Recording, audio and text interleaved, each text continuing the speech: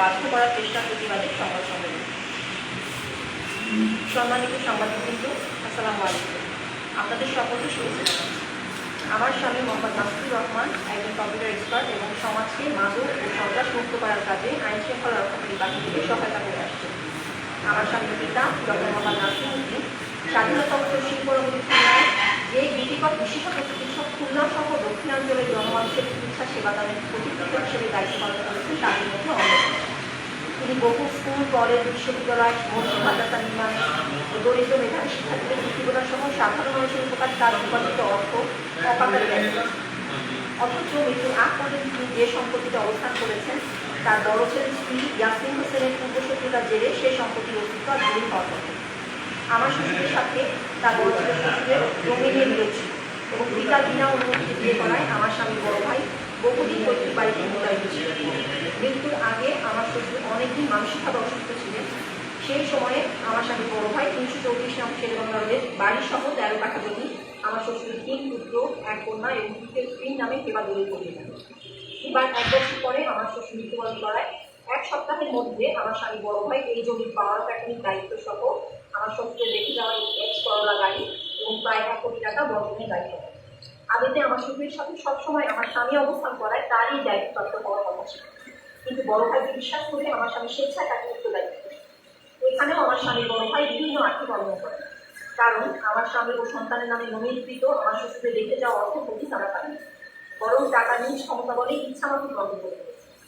আমার শ্বশুরের গাড়িটি রক্ষণাবেক্ষণের জন্য আমার স্বামী বড় ভাইয়ের নামে দেওয়া ছিল, যা তিনি ব্যতীত কাউকে ব্যবহার করতে দিতে তিনি নিশ্চিত ছিল। পরবর্তীতে 3 বছর পূর্বে আমরা জানতে পারি গাড়িটি সবার অবসরে আমার স্বামী বড় ভাই তার স্ত্রীর নামে লিখে দিয়েছে। উক্ত বিষয়ে থানায় অভিযোগ জানানো হলে আমার স্বামী বড় ভাই গাড়িটি 12 বছর ব্যবহারের পর আমার স্বামীকে না জানিয়ে গাড়িটি বিক্রি করে এবং বিক্রির অংশ থেকে আমার স্বামীকে বঞ্চিত করে। ডেভেলপমেন্টের কথা বলে পাওয়ার প্যাকেজের দায়িত্ব নিয়ে আসলে স্বীয় স্বার্থ হাসিলের জন্য দখলে থাকা ওয়ারিশের স্থানান্তর সহ জমি বন্টন না করে শুধু 12 বছর যাবৎ বাড়ি ভাড়া বন্ধ ফিরে আসছে এবং ভাড়াটিয়াদের অগ্রিম প্রদানের সম্পূর্ণ নিজ ব্যাংক অ্যাকাউন্টে সেখানে অনিয়ম করেছে। 3 বছর পূর্বে আমার স্বামী ব্যাংক অ্যাকাউন্টে বাড়ি ভাড়া অংশ জমা দেওয়া শুরু করেছে। তার আগ পর্যন্ত আমাদের অংশের পাওনা টাকা থেকে কম অর্থ। আমার শ্বশুরের মৃত্যুর 12 বছর পর স্বীয় স্বার্থ হাসিলের সূক্ষ্ম ষড়যন্ত্রের মাধ্যমে ভয়ভীতি প্রদর্শন উপর বন্ধন নামে আমার স্বামীকে সাক্ষী করতে বাধ্য করেছে। পরবর্তীতে আমার স্বামীকে একাকী করার উদ্দেশ্যে সন্ত্রাসীদের দ্বারা আমার স্বামী বন্ধুকে জীবনাশী হুমকি প্রদান করেছেন এবং মোটরসাইকেল দুর্ঘটনা ঘটিয়ে আমাদের জীবনাশীর চেষ্টা তাদেরই ষড়যন্ত্র করে বর্তমানে স্বল্পমূল্যে জমিটি বিক্রি করতে বাধ্য করার মতো পরিস্থিতি সৃষ্টি করেছে।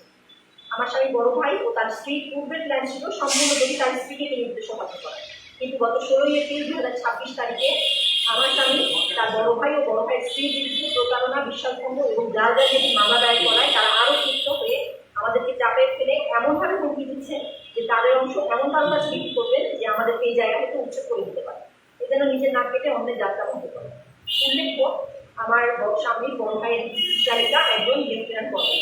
তারা নানাভাবে প্রভাব বিস্তারের মাধ্যমে আমাদেরকে ক্ষতি করার চেষ্টা করছেন এবং আর্থিকভাবে ক্রমাগত চাপ প্রয়োগ করছেন। তাদের আগ্রাসী মনোভাব এবং ষড়যন্ত্রের কারণে আমরা বর্তমানে অসহ হয়ে পড়েছি।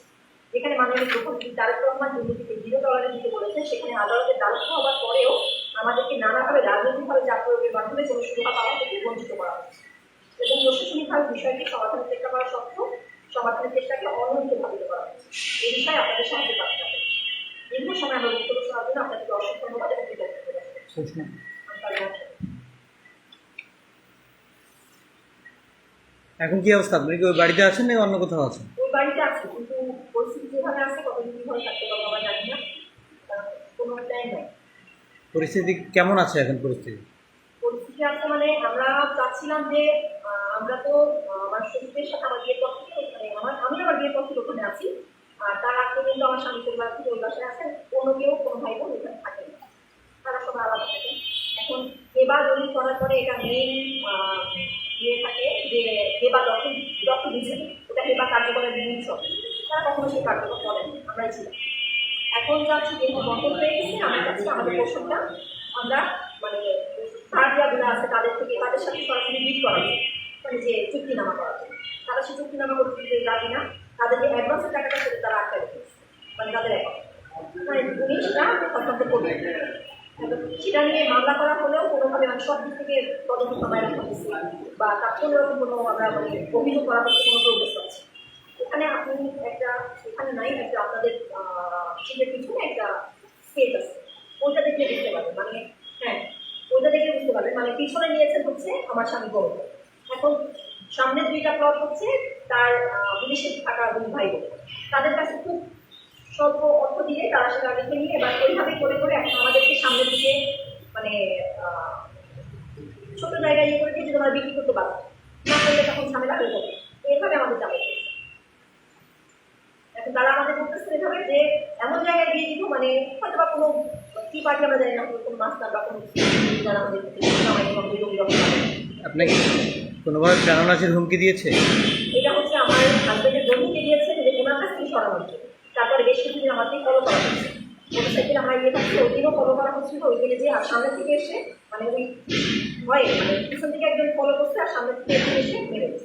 থানা এবং আদালতে অভিযোগ দিয়েছেন কি? দেওয়ার পরে থানাতে সরি আদালতে মামলা দেওয়া হয়েছে, মানে উনি আমার স্বামীর সই নকল করছেন বিভিন্ন জায়গায়। তারপরে হচ্ছে মানে কোথাও মানে দেখা যাচ্ছে যে উনি যে একজন ওয়ারিশ সেটা তো মানে কোনো দেওয়া নেই।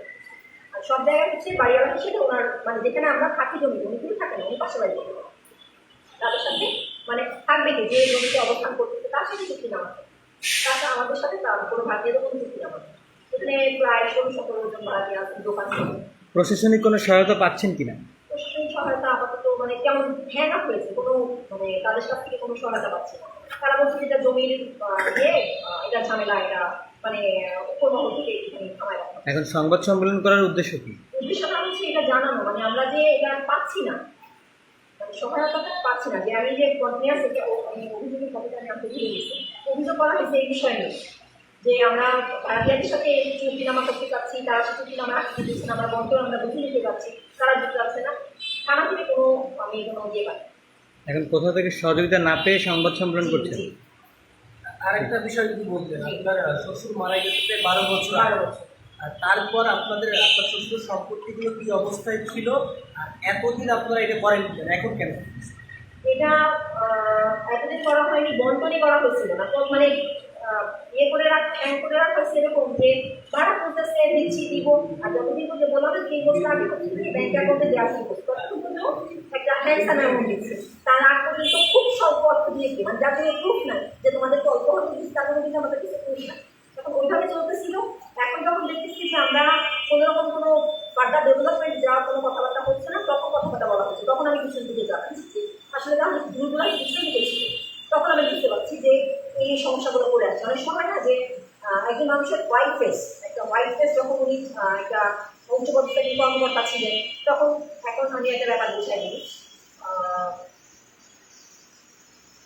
ধরেন আমি নর্মালি আমি কারোর কাছ থেকে কোনো অর্থ আমি কখনো খাই না, আপনারা সবাই আমাকে সব হিসেবে জানেন, কিন্তু আমি কোথা থেকে যদি আমি 5 টাকা খেয়ে আসি তখন আলটিমেটলি আমি জানতেছি যে আমি এটা খাইছি, কিন্তু অন্য কেউ সবাই জানতেছি যে না উনি খায়। এখন ওইরকম ব্যাপারটা এরকম হয়ে দাঁড়াইছে যে আমার হাজবেন্ডের বড় ভাই উনি যখন চাকরি করেছেন সব কর্মকর্তা হিসেবে পরিচিত ছিলেন, কিন্তু ওনার নিজের ড্রাইভার সে হচ্ছে মানে তার কোম্পানিতে চাকরি দেওয়ার কথা বলে চাকরি দিয়েছিল, কিন্তু সরকারি টাকাও কেউ গেছে কিন্তু ড্রাইভারকে সে টাকা দেয়। আচ্ছা, এইখানে সম্প্রতি আপনার হাজবেন্ডের সে না আসে আপনি কেন আসলেন? আপনার আমি শেষ করি, আপনি কেন আসছেন? আপনার সন্তান কতজন, ছেলে মেয়ে আছে কি না? আপনি সংবাদ সম্মেলনে আসছেন, আপনার সাথে উপস্থিত কে কে আছে? এবং আপনার হাজবেন্ডকে যে দেওয়া হচ্ছে না বা চাপে ফেলা হচ্ছে, তার অন্য কোনো ভাই বোন তার পক্ষে যাচ্ছে না কেন? এখানে একটা ব্যাপার আছে, পুরো প্রথম থেকে প্রশ্ন উঠছে। প্রথম হচ্ছে আমার হাজবেন্ড এখন মানে এই প্রেশারে আমার হাজবেন্ড মারাত্মকভাবে প্যানিক করছে, নষ্ট হয়ে করছে রীতিমতো যে কীভাবে সমাধান হবে। আমরা যদি এখন এখান থেকে নামাই দেওয়া হয় আমরা একদম একটা রাস্তায় চলে আসার মতো একটা পরিস্থিতি। আর দ্বিতীয় হচ্ছে আমার সন্তান একজন ক্লাস 10-এ পড়ে, তাকে পরীক্ষা দিবে আলিয়ামার কাছে। আর বাকি আমার শ্বশুরের 7 ছেলে, তার মধ্যে এই সম্পত্তিতে আছে হচ্ছে 4জনের বড় বোন হচ্ছে আমার স্বামী বড় ভাই, তারপরে তার বড় বোন, মেজো ভাই এবং আমার হাজব্যান্ড। বাকি 2জন থাকে বিদেশে।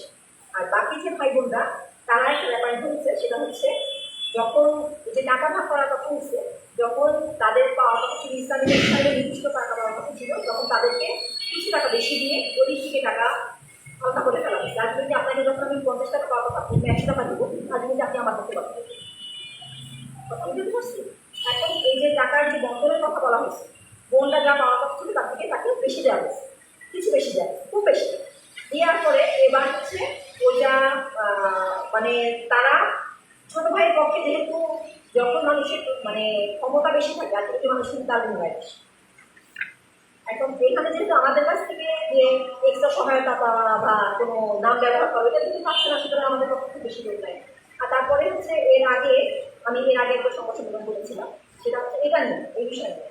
এটা হচ্ছে 2024 সালে আমার স্বামী আমার সাথে আমি বলেছি যে এখানে আইন শৃঙ্খলা রক্ষাকারী বাহিনীকে সহায়তা করে।